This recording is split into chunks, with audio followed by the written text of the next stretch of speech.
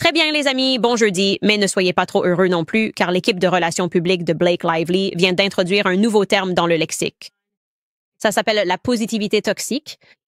Ils utilisent ce terme maintenant dans la presse pour décrire l'horreur réelle que représente le fait de travailler avec Justin Baldoni. Je ne plaisante pas.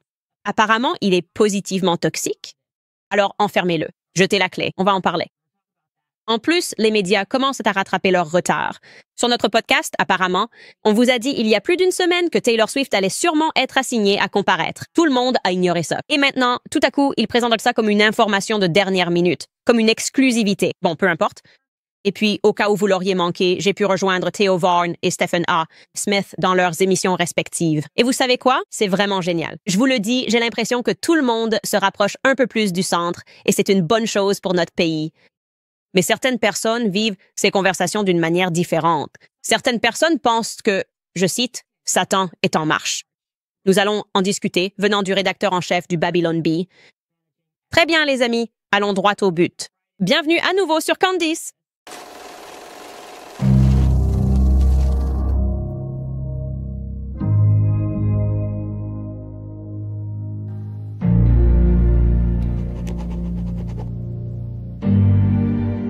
Bon, avant de commencer, il faut que je me défoule. Je dois me défouler à propos de ma fille de 2 ans.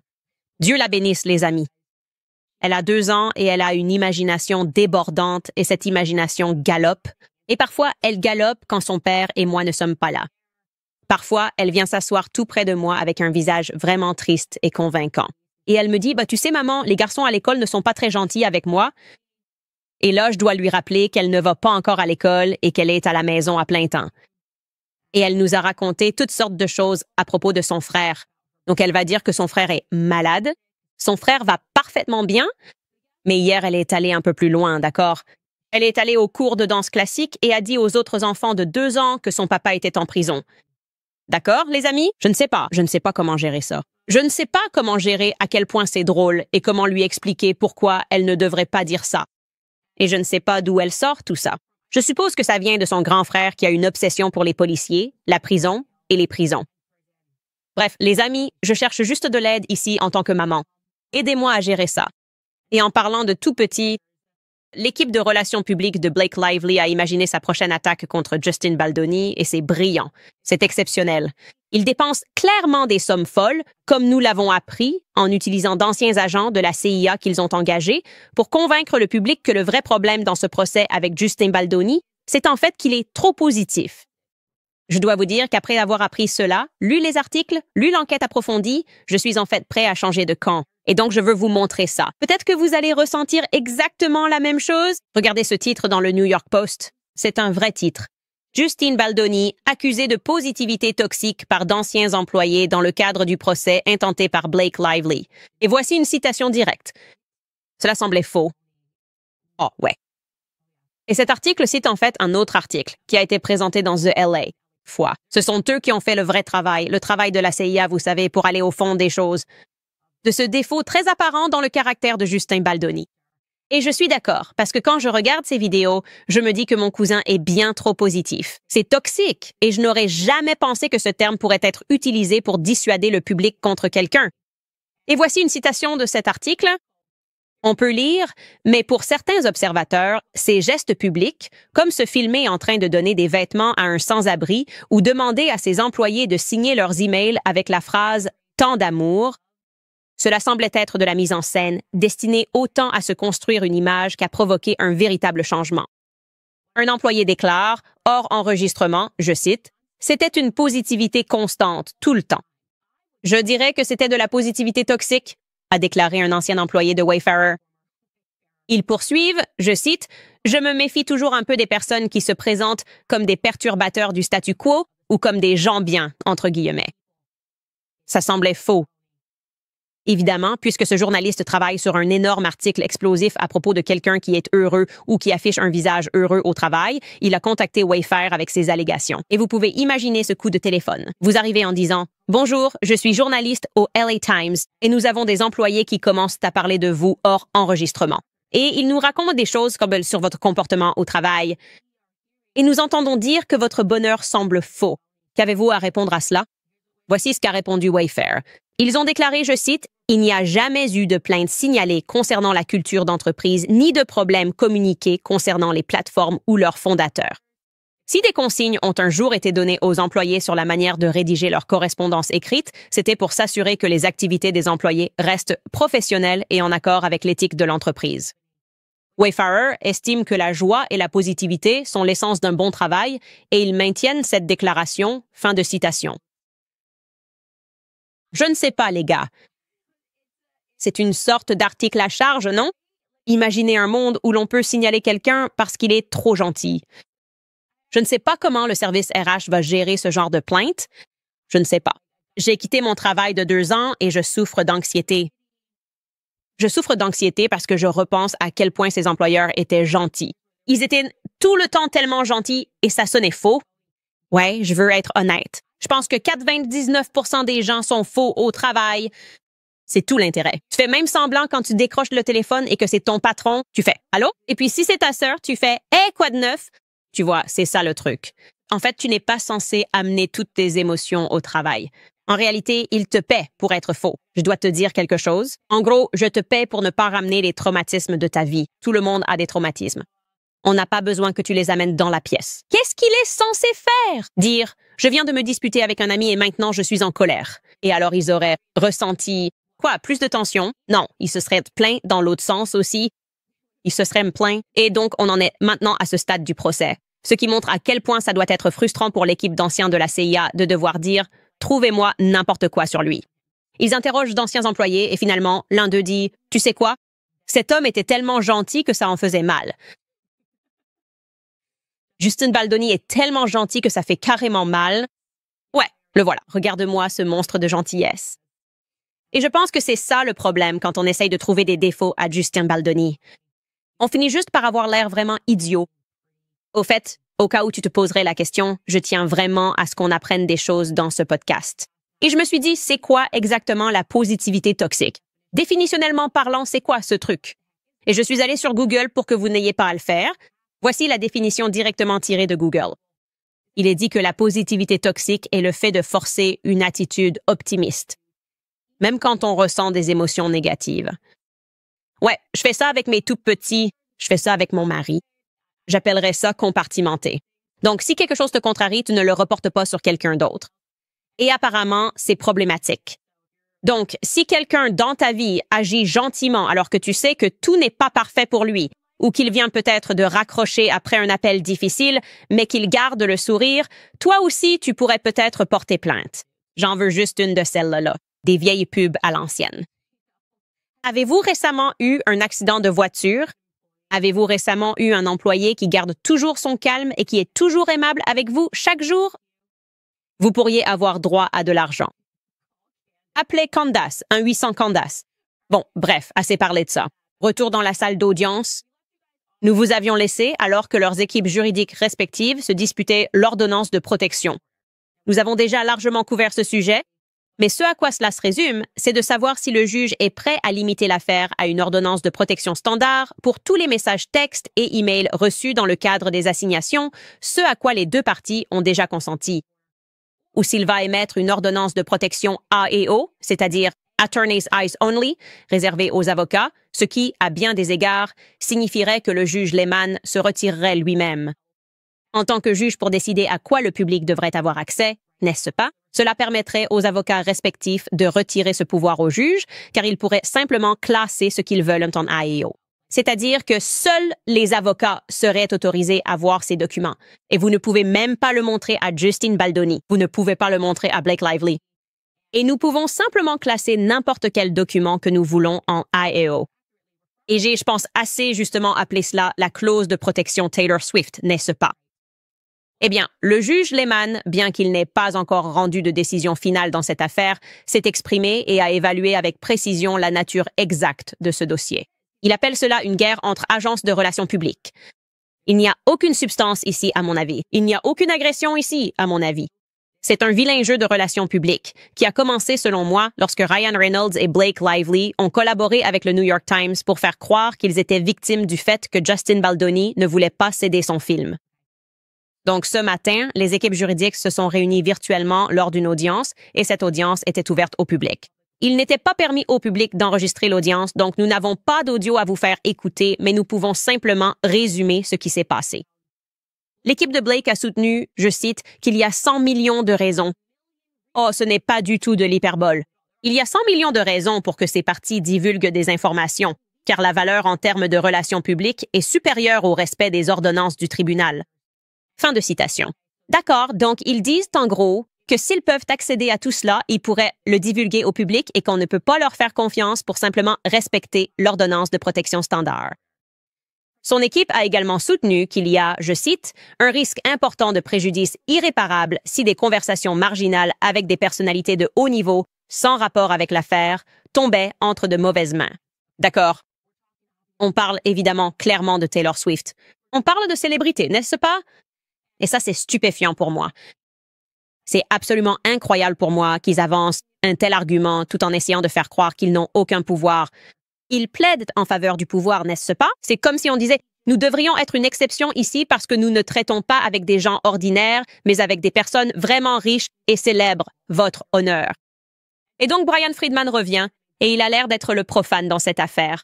Il dit, je cite, « Ce que l'autre partie demande, c'est que, parce qu'il s'agit de célébrités, parce qu'il y a des personnes puissantes dans l'industrie, d'une certaine manière, une loi différente s'appliquerait à eux. » Et je suis d'accord avec cette analyse. J'ai été d'accord avec tous les arguments que Brian Friedman a avancés. Qu'est-ce que vous voulez dire? Est-ce que vous feriez cela si c'était juste un procès ordinaire, votre honneur? Parce qu'en gros, ils disent, eh bien, si le public découvre qui nous sommes, cela pourrait nuire à nos carrières. D'accord, je suis désolée. Je suis désolée pour ça. Et je vous rappelle, ce n'est pas comme s'ils assignaient à comparaître des messages sur 3 ans. C'est tout ce qui est pertinent pour cette affaire et qui peut entrer dans le cadre de cette affaire. Et le juge Lehman a examiné les deux parties. Et d'ailleurs, en arrière-plan, il y a toujours Leslie Sloan PR qui supplie d'être retirée de l'affaire. C'est l'agence de relations publiques de Blake Lively qui supplie d'être libérée du dossier. Je pense qu'en fait, ils ont peut-être les pires messages de tous parce qu'ils sont juste là à dire « S'il vous plaît, votre honneur. Nous sommes des femmes. Nous sommes des femmes. Pourquoi sommes-nous ici, votre honneur? Je suis une fille. S'il vous plaît, nous sommes des dames. Ce n'est pas ce que font les dames. Nous ne faisons pas de loi. Je ne sais même pas ce qu'ils font. Ils sont juste tellement dérangés. Comme je l'ai dit, je dois supposer que tout le monde dans ce cabinet d'avocats est très vieux et qu'ils appliquent ce vieux manuel féministe.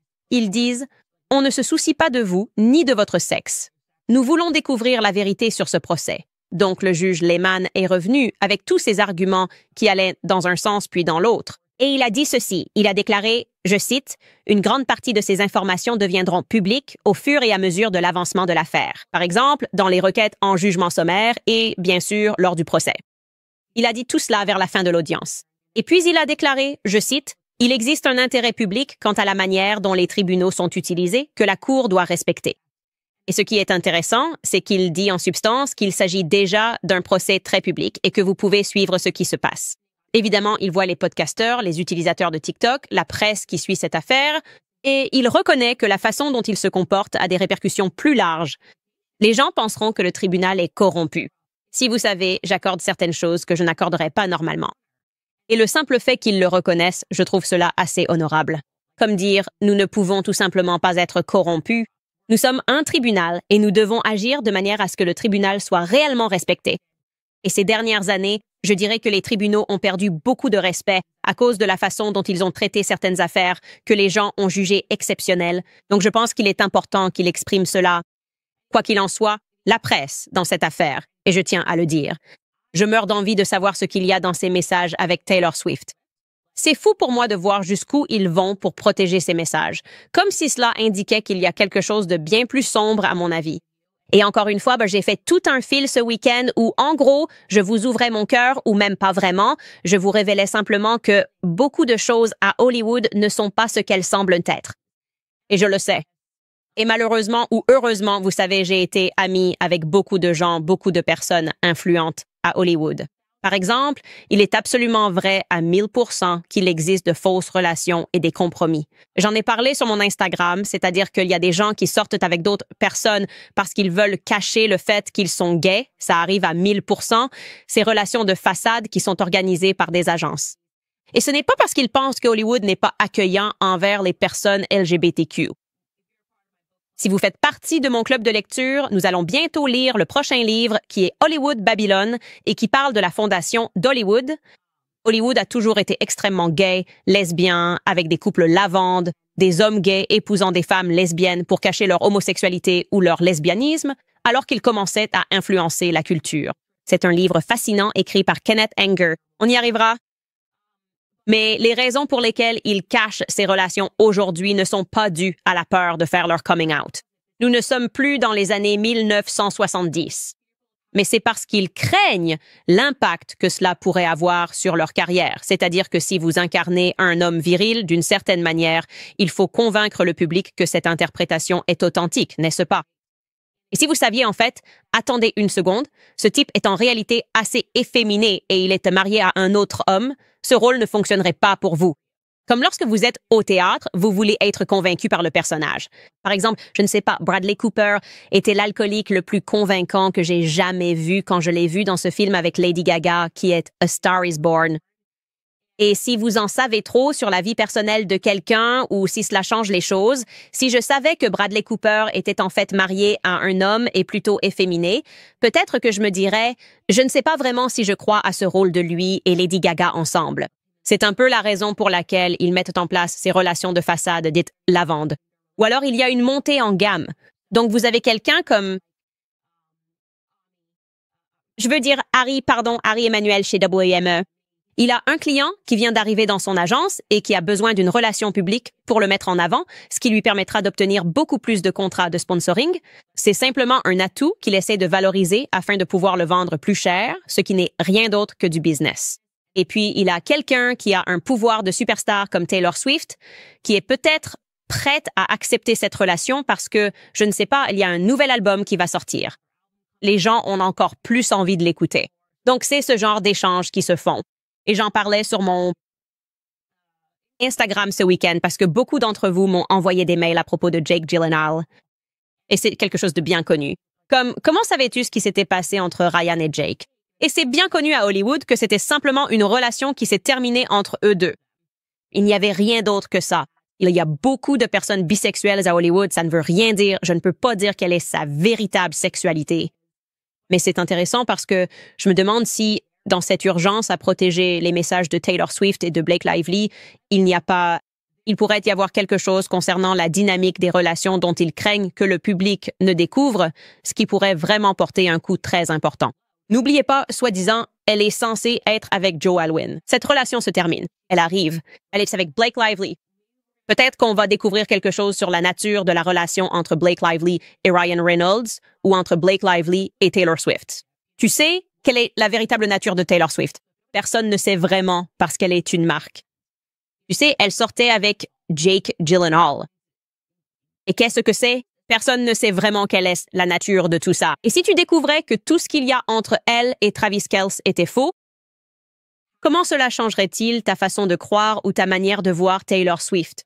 Genre, si tu découvrais et qu'elle disait juste dans le message « Hey, WME va me faire sortir avec ce gars, Taylor Swift. » Tu sais, ce gars, Travis Kelce.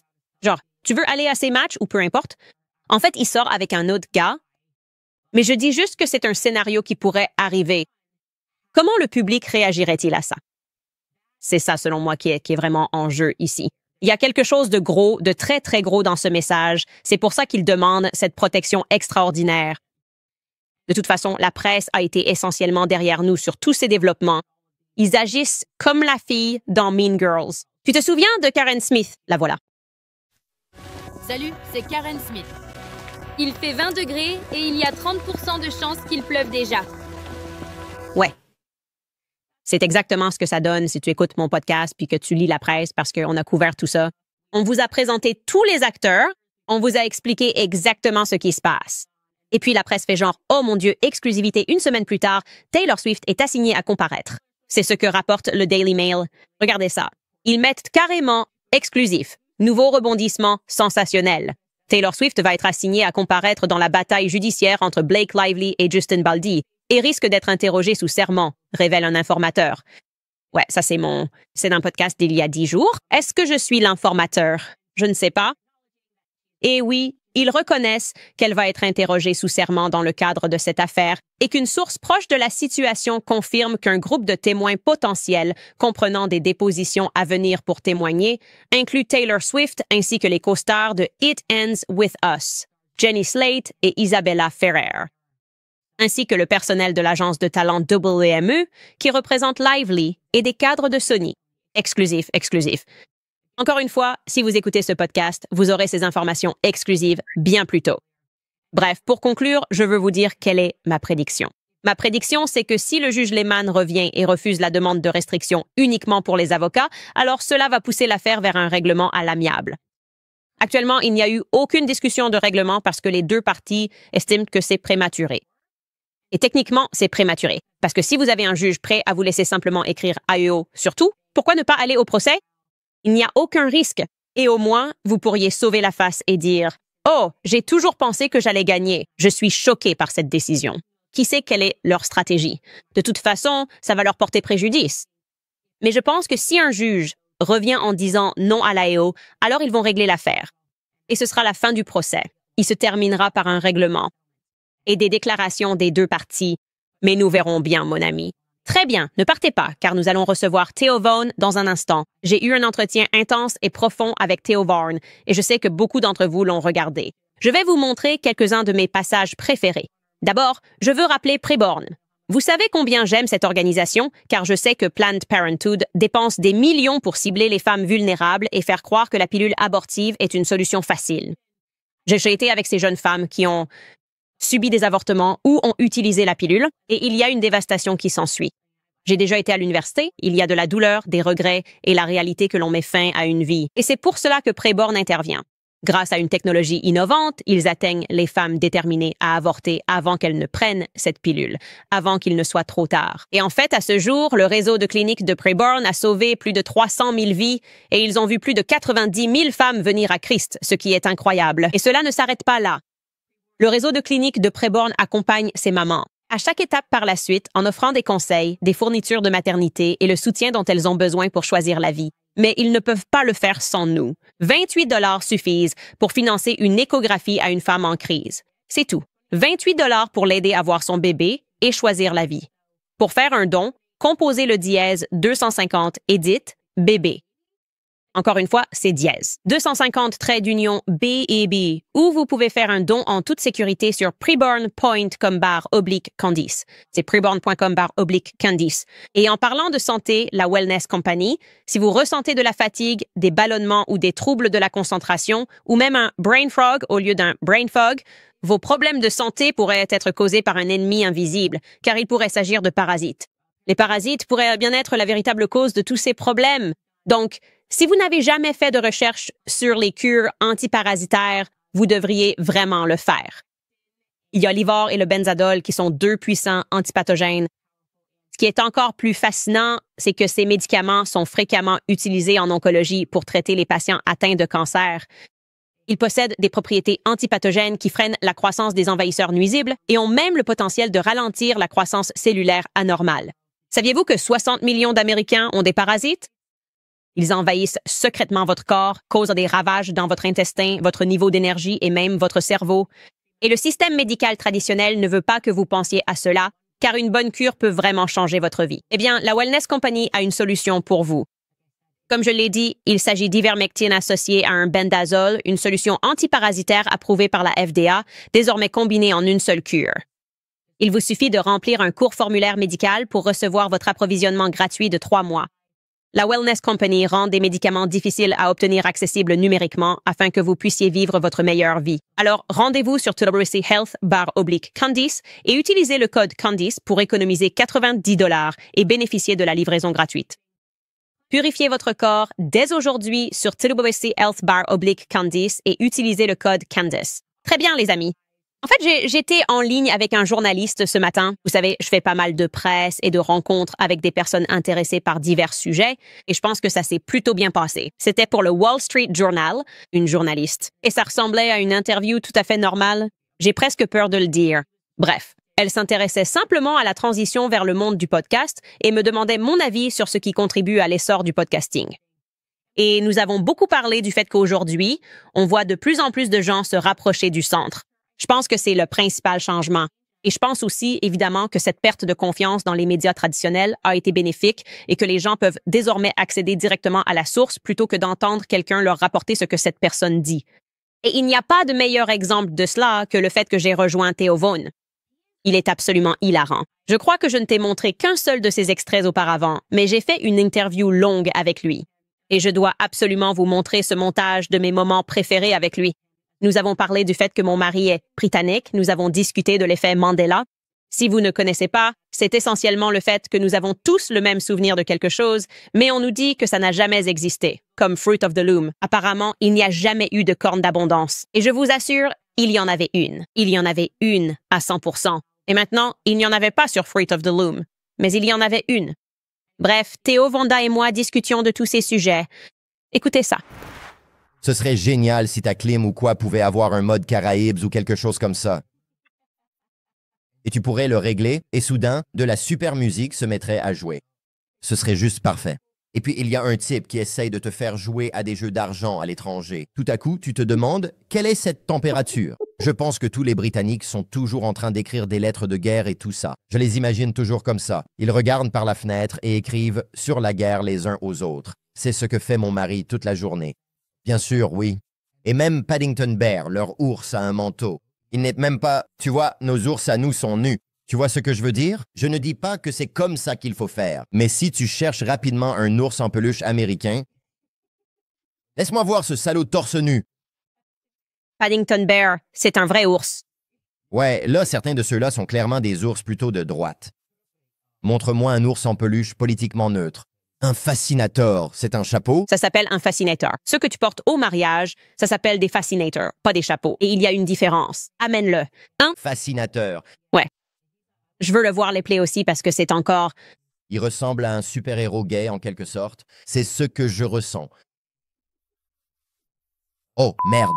Et c'est juste un mec qui arrive et qui dit « Il n'a pas de pouvoir spécifique, comme les autres super-héros. Il est tout simplement plus excitant. Il dit « Oh, il y a Fascinator, Randy ou autre. » Pikachu. D'accord. Décrivez sa queue. Pikachu est petit. Laisse-moi penser à lui.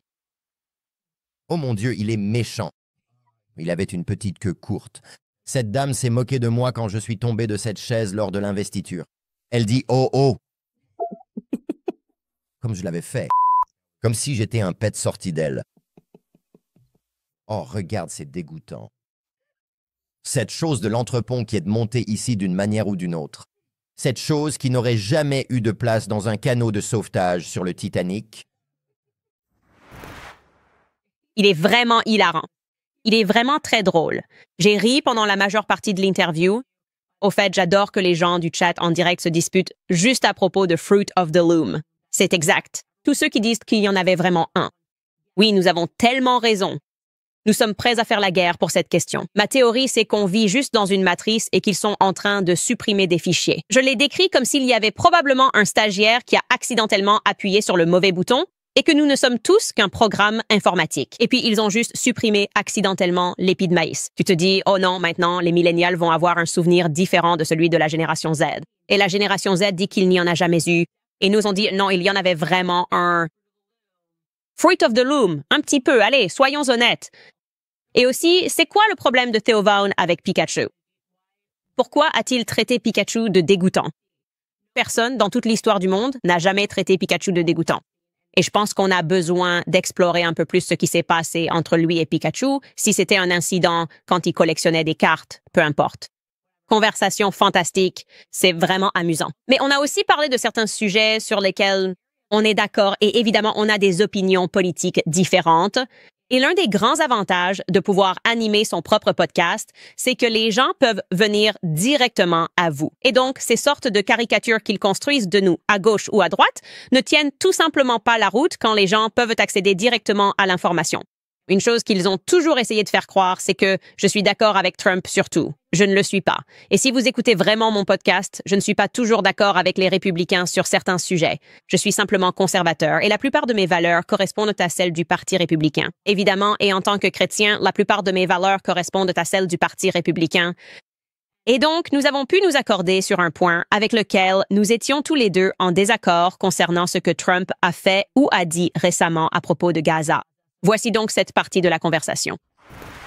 Pour moi, parler de Gaza en évoquant des casinos et des hôtels alors que ces gens viennent de perdre toute leur famille, c'est tellement éloigné de l'humanité. Et je pense que c'est mal. Et j'en ai assez que l'Amérique serve de marchepied à Israël. Vous savez, pour une raison ou une autre, tout le monde peut critiquer n'importe quel autre pays pour avoir pris notre argent. Et puis, tout le monde devient aveugle dès qu'il s'agit d'Israël. Et évidemment, j'ai payé un prix très lourd pour avoir dit cela l'année dernière, mais je m'en fiche parce que je suis vraiment quelqu'un dont les valeurs n'ont jamais été à vendre. Franchement, ça m'est égal. Je suis prête à tout détruire et à tout reconstruire. Je dois pouvoir dormir la nuit et voir ces enfants palestiniens. Ces images sont gravées dans mon esprit. Les cris, les pleurs, le sang, tout ce que nous avons vu sur X pour la première fois, en grande partie grâce à Elon qui a libéré l'oiseau, et en réalisant vraiment à quel point on nous avait menti sur ce qui se passait dans cette région. Pour moi, il a été facile de dire « Prenez tout ce que vous voulez. Je dois juste être du côté de l'humanité, tout simplement. » Je pense que maintenant, des deux côtés de l'échiquier politique, on voit bien que, vous savez, les gens, tout simplement, sentent que c'est tout simplement mal.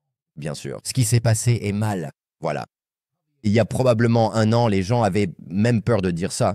Et maintenant, c'est ce que tout le monde dit. Même Piers Morgan le dit maintenant dans son émission. Les gens disent qu'il est évident qu'on ne peut pas aller anéantir et commettre un génocide contre cette culture et simplement les faire disparaître. Et puis Trump, en plus de tout ça, qui vient dire qu'ils vont construire, non, tu vas aller sur une rivière paresseuse où il y a des corps qui pourraient même aller là-bas. Et c'est justement dans ces moments-là qu'on peut se rassembler et se rappeler que nous sommes tous des êtres humains. Et même si les médias traditionnels nous attaquent tous et nous traitent de tous les noms, on peut quand même avoir cette conversation sur ce que nous savons être mal. Et en gros, ce qu'on dit, c'est que notre morale ne sera pas écrasée par la propagande. Donc, c'était une excellente conversation. J'espère que ça va vous plaire. Et vous pouvez évidemment retrouver ça sur sa chaîne YouTube ou sur son Spotify. 3 heures. Et il est hilarant et génial. Dans le même ordre d'idées, cependant. De ces sortes de propagandistes qui essaient de nous convaincre que notre humanité est mauvaise, ou en parlant et en comprenant des choses en dehors du contexte de ce qu'il y a dans nos manuels scolaires ou de ce qui se passe sur les réseaux sociaux. Je veux dire, ce qui se passe dans les médias traditionnels est faux. Je vais vous montrer ce tweet. Et sans vous donner le contexte, si je ne vous disais pas de quoi il s'agit, à votre avis, de quoi ça parlerait? C'est Joel Berry. Il est le rédacteur en chef du Babylon Bee. Très tôt cette année, je vous ai parlé du Babylon Bee. C'est tout simplement complètement frauduleux. Je veux dire, ces gens en coulisses sont horribles. Et pourtant, Joel Berry fait une crise depuis très longtemps. Il ne fait qu'insulter tout le monde. Mais ce tweet m'a littéralement fait rire. Je pense maintenant que le Babylon Bee est drôle. Alors le voici. Il y a un mouvement maléfique en marche. Satan vient pour voler, tuer et détruire. Priez pour que Dieu contrecarre les plans des méchants et protège les gens de cette tromperie.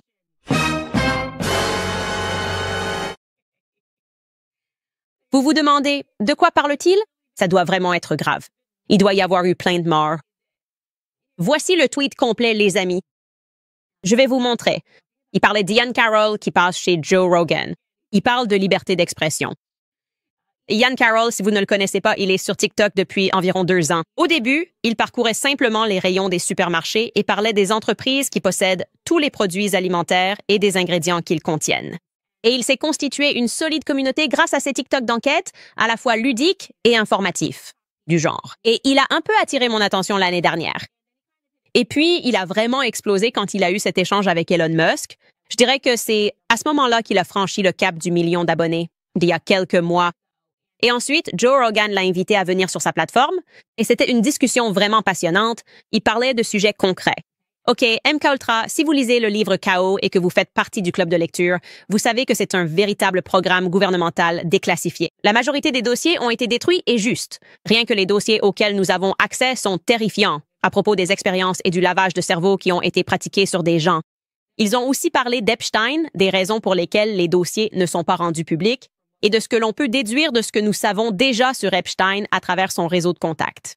Et il essaie de dire que c'est Satan qui est à l'œuvre, comme si le fait de donner des informations au public était l'œuvre de Satan. Donc ici, je vais simplement vous montrer un extrait. C'est un épisode très long, il dure 3 heures. Vous devriez aller le regarder en entier et me dire si vous avez eu l'impression que Satan était à l'œuvre ou si vous écoutiez simplement une conversation très intéressante entre des membres des médias indépendants discutant de dossiers gouvernementaux. Écoutez plutôt. Je pense que lorsque vous étudiez les dossiers MKUltra, c'est là qu'il y a beaucoup de théories du complot difficiles à prouver. Il y a de nombreux témoignages de victimes et de témoins, mais il est difficile de prouver que les programmes Monarch sont un programme présumé qui n'a jamais été révélé. Et ce sont tous les programmes qui sont cachés derrière le fait que les abus sexuels sur enfants font partie du contrôle mental. Parce que beaucoup de drogues, par exemple, peuvent briser l'esprit des gens et être utilisées dans le contrôle mental. Mais beaucoup de ces documents parlent du trouble dissociatif de l'identité comme étant le saint graal de ce concept de candidat manchou. Et cela a beaucoup de sens si l'on comprend comment fonctionne le trouble dissociatif de l'identité. Et cela est le plus souvent associé à des abus sexuels sur enfants sombres et sinistres. Et puis, on entend tous ces témoignages de victimes, des centaines et des centaines de personnes aujourd'hui qui racontent avoir fait partie de ces programmes, comme des gens qui étaient sur l'île d'Epstein et qui affirment avoir été victimes dans leur enfance et soumis à des expériences de contrôle mental.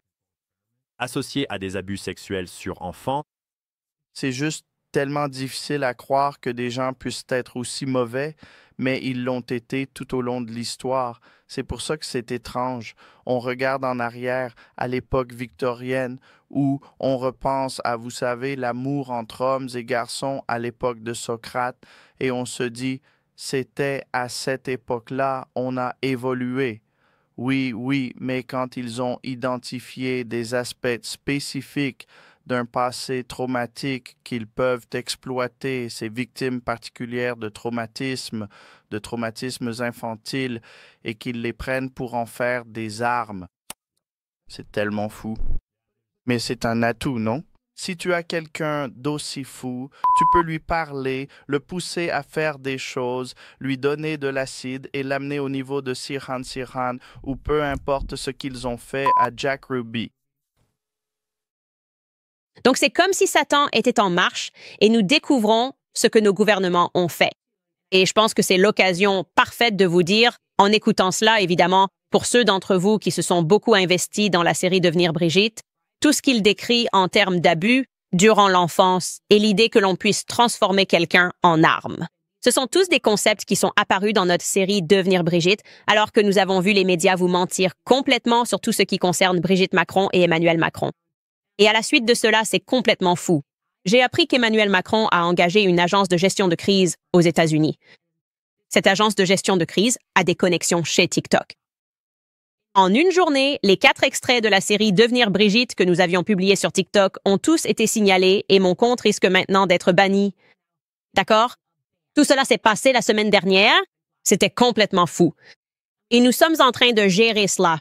Et je pense que la meilleure réponse à cela serait que les gens aillent regarder la série, qu'ils regardent toutes les séries que nous faisons. Mais il m'est difficile de trouver les mots pour décrire à quel point il est complètement dérangé et psychopathe que cet homme essaie d'utiliser le système judiciaire américain pour faire taire la parole et qu'il ait maintenant engagé une agence de gestion de crise pour tenter de faire bannir des TikTokers qui discutent de la vérité. À propos de la personne qu'il a épousée, d'accord? Il n'a jamais eu l'intention de porter cette affaire devant le public dans le Tennessee. Je l'ai mis au défi à de nombreuses reprises de le faire parce que je n'ai dit aucun mensonge, d'accord? Je n'ai dit aucun mensonge tout au long de cette série. Donc, sa meilleure solution est de s'en prendre aux créateurs de contenu sur TikTok et d'essayer de nous faire bannir à cause de notre parole. J'espère que ceci, pour tout le monde, quel que soit le côté de l'échiquier politique, vous aidera à comprendre pourquoi la liberté d'expression est si importante, car ils peuvent vous manipuler et vous pousser à détester une personne, que ce soit Trump, Biden ou Kamala. Mais au moment même où quelqu'un prétend être de gauche ou de droite, comme Joel Berry, le Babylon Bee, nous sommes des conservateurs. Non, ce n'est pas le cas, d'accord? Vous êtes en train de réclamer des lois sur la liberté d'expression en ce moment. Vous faites semblant que Satan est impliqué. Si des gens parlent librement de la corruption de nos gouvernements, si des personnes comme moi et Theo Vaughn s'assoient pour discuter de la corruption que nous voyons à l'étranger, vous paniquez, vous perdez le contrôle. Ces personnes représentent la plus grande menace pour nos libertés parce qu'elles pensent que nous ne devrions faire confiance qu'aux experts. Et que se passe-t-il lorsque nous découvrons que les experts sont corrompus? Que se passe-t-il lorsque nous découvrons que les experts sont des pervers? Que se passe-t-il lorsque nous découvrons que les experts sont en réalité corrompus qu'ils prennent de l'argent et concluent des accords pour asservir le reste d'entre nous, pour asservir le reste de l'humanité. Des accords mondialistes. Pour ceux d'entre vous qui regardent la série Becoming Bridget, c'est terrifiant de voir comment le pouvoir peut exister tout en haut et qu'ils peuvent s'en prendre aux journalistes. Nous ne pouvons pas laisser cela se produire en Amérique. Une menace pour la liberté d'expression, Diane Carroll, Joe Rogan, Theo Vaughn, Candace. Trouvez-moi une personne de gauche qui est attaquée pour avoir dit quelque chose, même si je ne l'aime pas. C'est vraiment, à mon avis, une menace pour notre démocratie. Et c'est pour cela qu'ils paniquent autant face au podcasting, s'ils ne comprennent pas cette aventure médiatique indépendante. Ils détestent ça. Ils essaient de la salir. Ils essaient de dire que c'est mal. Ils essaient de traiter tout le monde de complotiste, de Satan ou peu importe quoi d'autre. Et je veux attirer votre attention là-dessus parce que ce que fait Emmanuel Macron, c'est juste, il n'y a pas d'autre façon de le décrire que comme psychopathe. Et il y a encore plus de choses dont je ne vous ai même pas parlé. Et je vous le dis, ça me donne envie de faire une deuxième série sur les emails et Macron parce que je ne tolérerai pas ça. Je trouve ça complètement ridicule. Bref, avant de passer à certains de vos commentaires, je veux vous rappeler l'existence d'American Financing. Je sais qu'aujourd'hui, la personne moyenne ressent la pression financière plus que jamais, car les dépenses augmentent, les salaires ne suivent pas, et beaucoup de gens trouvent presque impossible de joindre les deux bouts. Avec si peu d'argent restant après avoir couvert les besoins essentiels, il n'est pas surprenant que beaucoup utilisent des cartes de crédit pour s'en sortir, accumulant souvent des soldes élevés et des taux d'intérêt de 20 ou 30%. Si vous êtes propriétaire et coincé dans le cycle de l'endettement, appelez mes amis d'American Financing. Leurs conseillers hypothécaires salariés font économiser en moyenne 800 $ par mois aux propriétaires, ce qui peut vous aider à remettre votre argent là où il doit être. Si vous agissez maintenant, vous pourriez même sauter votre prochain paiement hypothécaire. Il n'y a aucun frais initiaux, donc cela ne vous coûte rien de découvrir combien vous pourriez économiser chaque mois. Il est temps de vous libérer du stress de la dette. Alors, parlez à American Financing dès aujourd'hui et reprenez le contrôle de votre avenir financier. Vous pouvez simplement appeler le 800-795-1210. Encore une fois, c'est le 807-95-1210 ou vous pouvez visiter americanfinancing.net/Owens. C'est americanfinancing.net/Owens. OK, voyons ce que vous pensez de tout cela dans le chat aujourd'hui. Oh, j'ai aussi fait Stephen A. Forgeron, c'était un autre qui était génial parce qu'il était à gauche et il devait en quelque sorte faire ce monologue. Je pense qu'il avait peur de recevoir beaucoup de réactions négatives en m'accueillant. Et en fait, j'ai vérifié les commentaires, c'était tout le contraire. Les gens ont trouvé ça plutôt rafraîchissant. Donc, les choses évoluent dans la bonne direction. Mais si vous voulez découvrir le podcast de Stephen A. Smith, vous pouvez aussi le trouver sur YouTube et je crois sur Spotify ou partout où vous écoutez. Commentaire numéro 1 de John. John écrit « Candace pour la première femme noire présidente ». Ah, un clin d'œil à notre fille. Kamala, elle a ouvert la voie pour nous, les gens de couleur. Merci beaucoup, John. Emily écrit « Ravi de voir ça. On dirait que toi et JD, on dirait que tu aimes bien JD Vance maintenant. Je me trompe? Je t'adore, Candace. Je ne l'ai pas rencontré, donc je suis quelqu'un, je vous le dis, je fonctionne à l'instinct, et quand je rencontre quelqu'un, j'ai tout de suite un ressenti instinctif de maman. Vous voyez, c'est comme un super pouvoir que les femmes ont. Je ne l'ai pas encore rencontré. Il y a des choses qui a fait que je trouve géniales et drôles. Mais je reste prudente avec tout le monde parce que je me méfie du gouvernement. Je me méfie de ce qui se passe quand les gens vont à Washington, D.C. et obtenir du pouvoir en général. Et je n'ai pas fait d'études approfondies sur lui. Je n'ai pas encore fait de chronologie sur JD Vance. C'est ce que je n'ai pas encore fait. Je dois faire ma chronologie psychotique. Michi écrit « Une partie de moi ne veut pas que Justine se contente de peu. Il mérite d'être exonéré. » Ouais, je sais. J'y pense souvent. Par exemple, devrait-il se contenter de cela s'il y a une opportunité? Eh bien, il peut être exonéré via un accord à l'amiable, non? Donc, tu fais juste gagner du temps au tribunal, tu économises les frais de justice, et tu pourrais dire, la seule façon dont nous allons régler ce procès que nous pensons gagner, c'est que tu fasses un vrai mea culpa. Tu fais une vidéo et tu dis que tu mens et que tu n'arrives pas à t'arrêter de mentir. Et cela n'a rien à voir avec le fait que je sois toxiquement positif. Cela concerne le fait que vous vous êtes cru intouchable en volant trop près du soleil. Et ce que vous avez fait était insensé, et ce que vous avez fait était mal. Et si tu dis ça publiquement, alors je laisserai tomber. À ce moment-là, ce sera leur ego qui sera en jeu. Et ils pourraient potentiellement devoir faire les deux à la fin. Je veux dire, tu perds un procès à des gens qui savent que tu as menti. Et en plus de ça, tu dois payer 400 millions de dollars. Je veux dire, ça devient intéressant. Mais je suis d'accord pour dire qu'il ne devrait pas accepter un accord tant qu'il n'obtient pas de véritable mea culpa.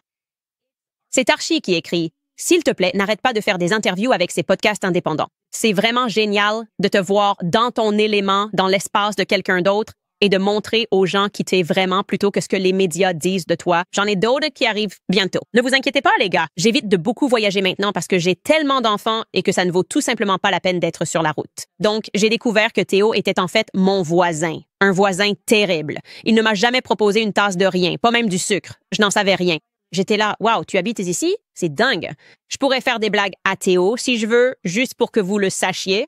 Peut-être que je le ferai. Peut-être que je vais faire ça. Avril approche, c'est dans quelques semaines, et peut-être que je vais juste faire une blague folle et mettre Pikachu dans son jardin. Un vilain Pikachu juste dans son jardin. Je pense que je vais peut-être faire ça. Théoriste écrit, je pleure à cause des petits mensonges mignons de ta fille. Je t'aime, Candace. Je me dis, c'est quoi cette phase? Tu ne peux pas dire à des enfants de 2 ans que leur père est en prison. Tu ne peux pas. Il y a des règles. Et tu ne peux pas réprimander ces enfants parce que c'est tellement drôle. Tu sais, quand elle raconte juste un petit mensonge, comme si c'était une jolie petite menteuse, elle dit juste des trucs. Et je me dis, ce n'est tout simplement pas vrai. Ce n'est pas du tout vrai.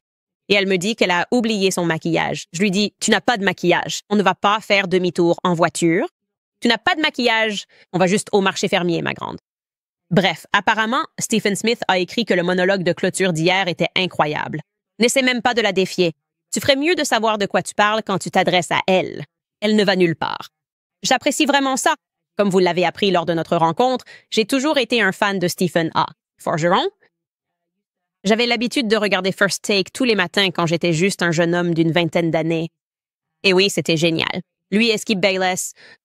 Et je pense que nous avons effectivement une citation.